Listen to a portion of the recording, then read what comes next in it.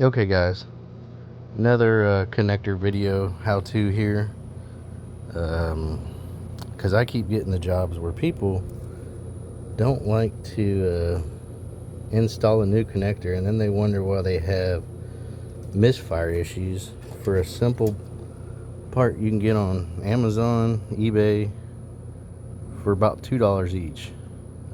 So stay tuned for how to release the pins. Okay, so first thing we're gonna do, kind of hard to hold the camera and do everything at the same time, but this pin and this push pin right here are going to release this whole outer connector insert, and I've already got it loose, but I just want to show you what it looks like when it comes out. So now that we've got that out, you can kind of see what the inside's going to look like now.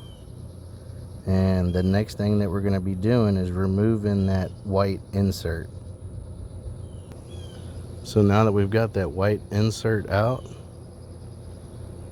just simple pull up with the screwdriver, and I can push it back down, no problem. And this will gain access to the bottom push pins that are holding the terminal in. Again, that's what it looks like removed, and that's what the inside looks like with the pins removed. So that little push pin, you'll just push down on it,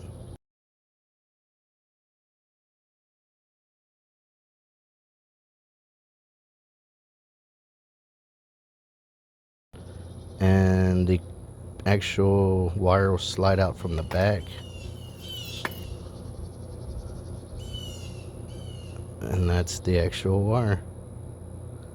The connectors that are in the car, they're always so brittle, I just break them off. But just remember your top and bottom color wire so you know which one goes where.